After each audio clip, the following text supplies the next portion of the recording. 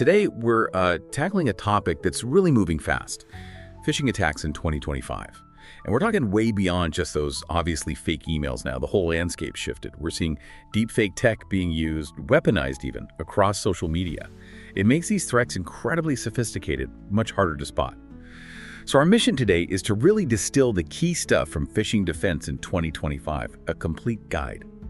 Think of this as your shortcut to getting informed and, more importantly, equipped to handle this digital minefield. Staying safe isn't just one thing, is it? It's like a mix of being vigilant, using the right tech, and just building good security habits. Absolutely, and that's what we want to help you with. Our goal isn't to just throw a ton of information at you and leave you overwhelmed. It's about empowerment, giving you clear, actionable strategies so you'll understand not just what to do, but crucially, why each step matters. You should feel confident, ready. Okay, good. So before we jump into the defenses, the proactive stuff, let's unpack that first step, just recognizing an attack is happening. What are those telltale signs, the red flags that a message is trying to trick us, especially now they're getting so good at pretending? Right. Well, the guide points out that the basic red flags, they're actually still pretty effective, even if they look a bit different now. First up, watch for messages pushing urgency or threats. Anything that pressures you to act right now or warns something bad will happen if you don't. That's still a classic sign. Attackers know how to prey on that sense of crisis we all have. Yeah, that urgency thing, it just short circuits your thinking, doesn't it? But what about the craftier ones? How do they make that pressure feel legitimate, especially if it looks like it's from someone you actually know? That often comes through an unusual request. So messages asking you to skip the normal way of doing things, maybe transfer money unexpectedly, or give out sensitive info that just feels out of context. The guide notes, they often play on trust or, offer a supposed shortcut like, hey, I know this is weird, but I'm stuck in a meeting. Can you just click this link for me? You really have to pause and think whenever a request feels even a little bit off for who it's supposedly from or the situation. Makes sense. And then there's the classic links and attachments. We all know not to click weird links, but how's that changed? What are the nuances now? You're right. The core advice holds, but the context is, sharper. With suspicious links and attachments, the big deal in 2025 is how hyper-realistic the fakes are getting. You should still hover your mouse over links, definitely. Check that URL before clicking. But be aware, AI can make fake login pages look exactly like the real thing. Almost impossible to tell just by looking. So the crucial shift the guide highlights is this. Always go directly to the website yourself. Type the address in, use a bookmark you trust. It's not just about avoiding a bad link anymore. It's about bypassing a potentially perfect AI-generated trap. And attachments. Never open them from unknown or unexpected senders, especially files ending in things like .exe. That's a program, could be malware right there, or .zip files, or even .cr files. They're often used to deliver nasty stuff. That's a really important point about going direct to the site. Okay, so what about when the message itself seems totally legit, like it really looks like it's from your bank or your boss, maybe even uses their voice or picture? Yeah, that brings us straight to impersonation. And this is exactly where deepfake tech has really upped the ante. It's absolutely critical to double-check sender addresses, names, look for tiny misspellings, slight changes. Attackers rely on you just glancing quickly. But more than that, with deepfake voice and video being used now, to mimic colleagues, bosses, even family, if a message sounds or looks like someone you know, but the request is weird or just feels a bit off, the guide is really clear. You must verify it. Use a completely separate channel. Don't just hit reply. Pick up the phone, call a number you know is theirs, or send a quick message on a different platform you trust. Confirm it that way. That's becoming your main defense against this sophisticated deepfake social engineering. Wow. Okay. So knowing the red flags is step one. But where does the guide say we should focus for proactive defense? What are the concrete things we can do, like right now, to build up our digital shield? Right. So the guide lays out some really essential safety practices. Building on what we just said, the first is basically, don't click suspicious links or attachments. Simple, but vital. If you have any doubt about a link or attachment, just don't click it. Don't download it if you don't know or trust the source. Like we said, go to the website directly instead. That habit alone dodges a lot of sophisticated traps. Okay, that's a core behavior change. Yeah. What about the tech side, our security tools? Absolutely key. A huge one is use multi-factor authentication, MFA. Honestly, this is pretty much non-negotiable now. You need to enable MFA on all your important accounts, everywhere you can. And the guide specifically recommends authenticator apps or even hardware tokens over just getting SMS text codes. They're more secure, Why does it matter so much? Because MFA can block access even if someone steals your password. It's that extra lock on the door. Right. So even if a really convincing deepfake tricks you into giving up a password. Exactly. They still can't get in without that second factor. It just stops them cold. It's a massive barrier. That's powerful. Okay, what else? Next up, keep software and devices updated. Regularly updating your operating system, your web browser, your security software. It's not just, good housekeeping anymore. It's a critical race.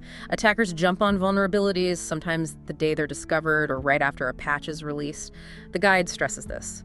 Regular updates close those security holes that attackers are actively looking to exploit. You're basically fixing the weak spots before they can get in. It really is a continuous arms race then. Is there anything to help just reduce the sheer number of attacks we even see? Yes, definitely. You should also deploy spam filters and security tools. Good AI-driven email filters, solid spam filters, anti-phishing browser extensions, they all help. These tools are getting really good. They actually stop most phishing emails before they even land in your inbox. They filter out a lot of the noise, a lot of the danger, which means less for you to have to worry about spotting yourself. Yeah. Reduces that mental load. So the less junk that gets through, the less chance you'll click on something bad. Makes sense. Precisely. Another vital practice, especially with ransomware still being such a threat, is to back up your data. Regularly back up your important files.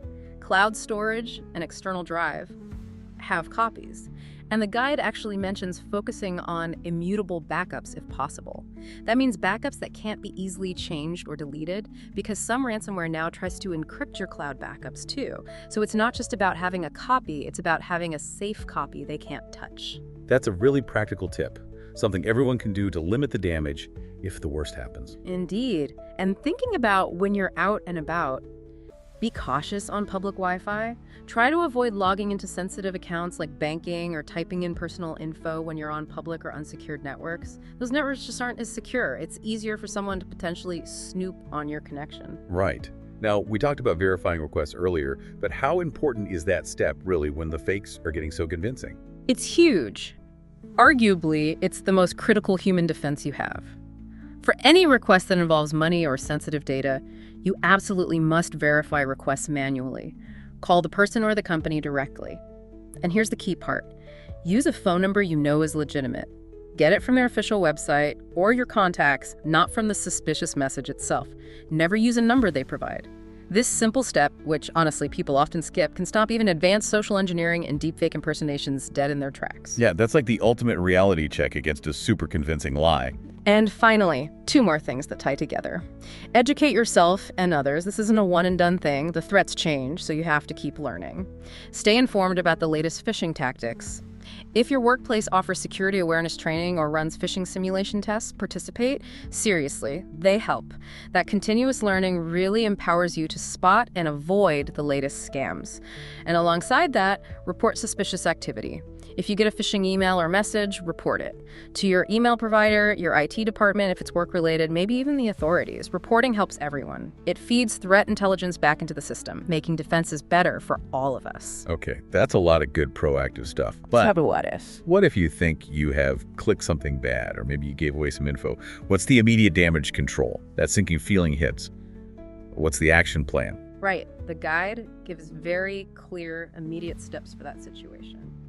First, and most importantly, do not respond or provide any more information. Just stop. Cut off contact. If you suspect your login details might be compromised, which is, a really common outcome, change your passwords immediately. For that account, yes, but also for any other accounts where you might have reused the same or even similar passwords, that's crucial. Then run a full antivirus scan on your computer or device. Check for any malware that might have sneaked in. If you shared financial details, bank account numbers, credit card info, contact your bank or the relevant financial institution right away. Alert them to possible fraud. And lastly, report the incident. Tell your IT department if it happened on a work device or account. Report it to the relevant authorities if it's a personal scam. Acting fast can really limit the damage. Okay. Wow. This deep dive really makes it clear, doesn't it? Combining these vigilant habits we've talked about with those solid technical defenses.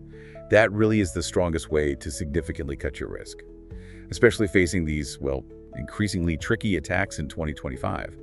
It's about being smart, being proactive, and, resilient. Absolutely. In this digital age we're in, knowledge isn't just power, it's your active defense. It has to be dynamic because the threats keep changing. Staying informed, consistently applying these strategies, that's really your most effective shield. So here's something to think about maybe after this deep dive. Given that these phishing attacks, especially using deepfakes, are getting so much more sophisticated, so personalized, how does our own skepticism, that commitment to keep learning, how does that become our most powerful, most adaptive defense? Maybe more so than just relying on tech solutions that can sometimes be static, something to mull over.